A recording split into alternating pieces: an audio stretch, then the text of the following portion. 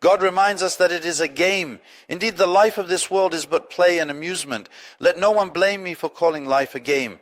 God says so in the Quran. Truly, the life of this world is a game and a toy, a game and a toy. The most important part is winning or losing, not the events themselves. The excitement should be in a spiritual sense of winning and losing. Look at all these rewards that God encourages. He invites us to an interesting game. God is with me in this game. It is the interesting part of life. It is not like a gladiator game where the loser is killed. The game of life is not like that. Here God is with you. He will not let you perish. Only one thing is required, that you know He is with me. You should know this. But people are worried about their fate, anxious. So is there a risk here? Yes, being anxious about the outcome is also a part of the game, so that you seek refuge in Him, take shelter in Him, so that its charm increases for you. Suddenly you find yourself remembering, what will my end be? You get scared, you run, and He quickly takes you into His embrace. All these scares are an integral part of the game. It makes the game interesting for you. I heard from a scholar, a philosopher, he says something beautiful. He says a bird lands on a branch. If it sees that its own weight, its mass, is heavier than the branch, much heavier, the branch might break. The bird does not feel stressed because it has wings. It will fly. It is not worried. All the difficulties of life are like this. One day you will take flight, and you will forget those sorrows you turned into problems. As soon as the soul leaves the body, no pain will remain in your being. Nothing. It will be as if you never saw suffering, as if you never suffered at all. Remember that day when this soul leaves the body. All the sickness, pain, sorrow, and problems here will be forgotten. You will want to remember, but you will not be able to. You will sit and think. You will feel nothing. It will be as if it never happened. It turns out it never even existed. Not just as if it never happened. It was never there from the start. It was an illusion of pain, an illusion of sickness. It was all just an illusion. You play the game with Him, He is with you, and in the end, He accepts you, He welcomes you, saying, you were with me throughout the game, now I welcome you again, you will always be with me again. How beautiful this is, what a beautiful logic this is. When you are dying, He says, do not fear, I am right here, it is me. That same God who was with you all day, look, I am here again. Only one thing is required of you, to know that He is with you. The rest is just detail. I exist, you exist. I am holding your hand and leading you toward the goal. We recite the Jawshan al-Kabir prayer, O most merciful, forgive. O most compassionate, forgive. Look, this is it. The meaning is that I am with you, I am with you, I am enjoying being with you, I am loving you. I will take your soul myself. What is death? It is reuniting with your beloved. If understood deeply like this, who would be worried? A person would feel no sorrow or grief. The hadith says, when taking a believer's soul, a call comes from God. See who I have come from. When they open their eyes, they see that the most beloved servants are there saying, welcome. The Prophet is there, Imam Ali, Lady Fatima. This is the end, you see, the thing we fear most. The Prophet says death is like smelling a flower. It is like smelling a rose. It is like taking off a dirty garment. It is like going into a bath to wash up. There is that scary death and so on, but not much is required of you. Just know you are with God, God is with you, and that is it. Just know this one thing. Why should this life, this living, be delightful? One, because we are eternal. This sense of eternity gives a person immense joy. Allameh Tabataba'i was teaching philosophy. Suddenly he would stop, they say. He would say, friends, we will depart from this world. Then he would say, I am because I am. I am because I am. As long as there is being, we are. As long as there is being, we are. He would say this and get filled with passion. Can you imagine? As long as there is being, we are. We always are. We will always be. He would say this suddenly in the middle of a lesson. The first thing is that we are eternal. What is the second source of joy? The world with all its problems is short. It will end and pass. Do not worry. Everything is just a game.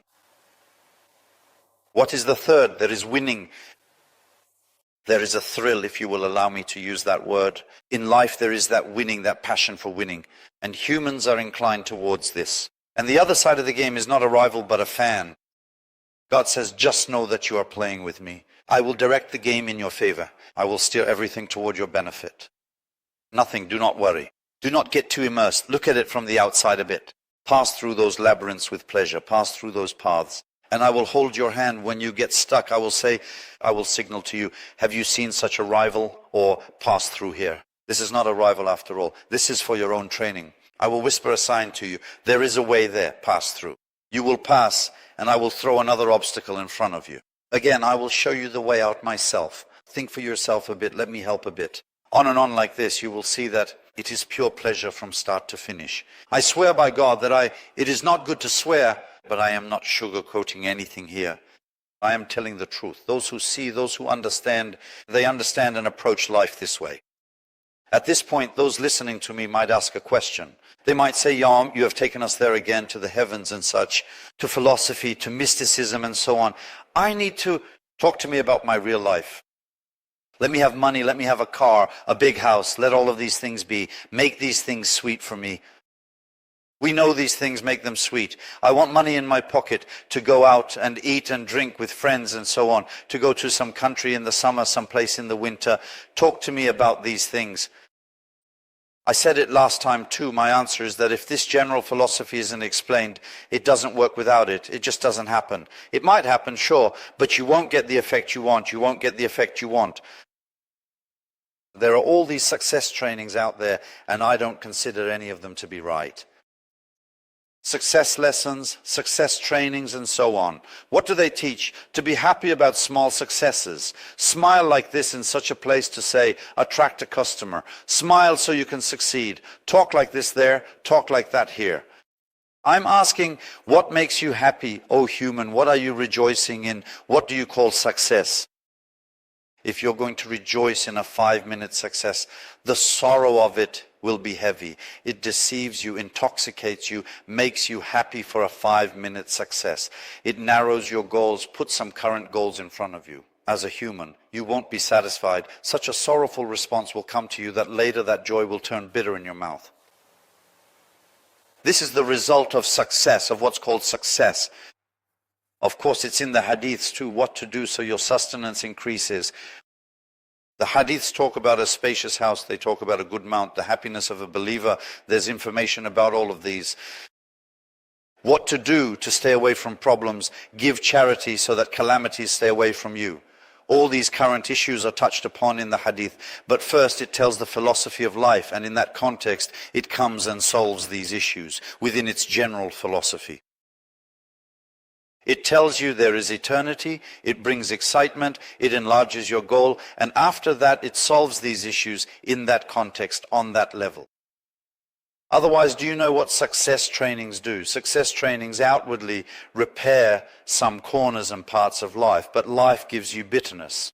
You know, when a momentary success makes your head spin, then there are some words I can't use, but the result of it becomes heavy later. The result of a momentary head-spinning success becomes long-term sorrow, because no success stays with you forever. There's the fear of losing it. Give me a philosophy, a life philosophy, so that I can rejoice, be happy, and be excited with every state of this life. Within that, show the way to my successes too. Of course, religion shows it. It shows it all in detail. It shows everything. What to do to have sustenance, I say again. What to do to stay away from troubles. Have a spacious house. Have a spacious, good vehicle. Wear good, neat clothes. Use perfume. It says everything in detail. Joy needs a deep source. There are these success courses. You know, prophets could have gone that way too. A prophet would start the discussion like this. How can we succeed at work?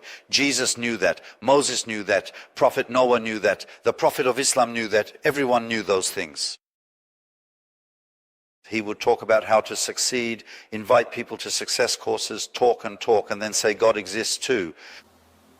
In this life, God exists too. But God doesn't say it like that. Prophets don't say it like that. It starts from fundamental issues. The hereafter, God, eternity. It fixes the foundation so that the details fix themselves later. Let the details be fixed on that foundation. Let God emerge from every atom of life. You should squeeze life and God should come out of it. And then there's squeezing life and money comes out. Squeezing life and, status comes out. How much can that please you? Okay, they taught me the way to success. I became a successful businessman. I earned money. My pocket is full of money. Then what? There's this question, so what? It solves everything.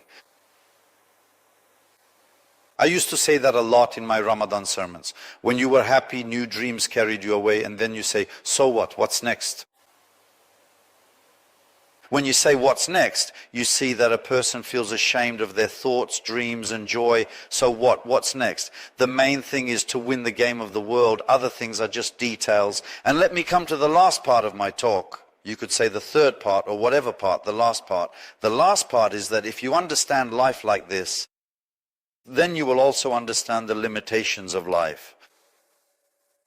You will also understand the difficulties of life. I've told you a joke in the past. Let me tell it again. They say an ignorant man is taken to watch a football game.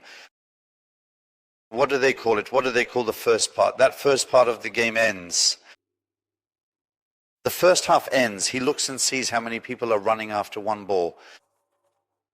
They explain it to him. He says, my boy, what is this? They say it's for this ball. Who took the ball, kicked it, and so on. He thinks during the break and says, I found the solution to the problem here. What is the solution to the problem? He says, I've bought 20 balls and brought them. I'll give them balls so they don't kill themselves. Each with a ball at their feet. No more fighting over one ball. Those listening are probably laughing now, smiling and thinking, what an ignorant man. Why are you laughing? He did a good thing by freeing the players from restrictions. But that ignorant person doesn't understand that the game is only interesting if the ball is limited. Our situation is also funny like this. We say, let it be, let everything be. We don't want to accept restrictions. It's because we haven't understood the philosophy of the game. It will be uninteresting after all. Without restrictions, there will be no game. Where is the excitement in that? Why is it that the excitement of this football game is such that we can't get some people to go home from the field? They keep running to play football. What is the interest in this? Why is that? There's only one ball, there's a restriction. The goal is a certain, let's say size, there's a certain distance. Imagine if, for example, the entire opposite side was a goal from top to bottom. There's this frame, the penalty area, all these restrictions give the game its charm. Now imagine we go to play football and we give out 20 balls. No one hinders anyone. Kick the ball from here, go score a goal there, and every side is a goal. Who would go to that football game? No one. The game wouldn't be interesting because it's no longer a game. Restrictions are needed to win. This is how the wise look at life's restrictions. He says it increases the interest. Here he doesn't give something, there he gives something. If he gave everything, it would lose interest. Take a small child to that field, a 3-year-old child. If someone takes the ball, he'll go and hit them. He'll get angry, sit down and cry that they took his ball. He'll say, I want every side to be a goal so I can score. And we'll laugh because he's a child. Look, we are like these children that the wise look at, but they don't laugh at us. They help us, they hold our hands and say, my child, it's a game. This is how the game is played. One day let there be something, another day not. There must be a restriction for it to be a game. There must be a restriction. All this sighing, complaining and wailing that we do, you see, that anecdote solves it all. Look, all this sighing is because we haven't understood that a game is going on. The rule of the game is that not everyone should have everything. That's why God doesn't accept or solve many of our prayers. He doesn't solve it because he says, how can I do this for you? You've entered the game, this is the rule. How can I do it? His patience is also great. He says a day will come when you won't feel it. The pain you're sighing over now will be forgotten. As soon as the soul leaves the body, it's as if there was nothing. That's why some agree to the charm of the game. When an interesting game was going on, it happened to me in my childhood. I don't play games at this age anymore, but it happened. You see your hand gets scratched or something happens, but you don't feel it. The charm of the game makes you not feel it. Look, the game is so charming that those wise ones say, they accept calamity and so on because they're not distracted by details. The main thing is the game. They don't feel those things. The game's allure has swept him away so much that he doesn't feel the impact of events. Events are unable to strike a blow against him.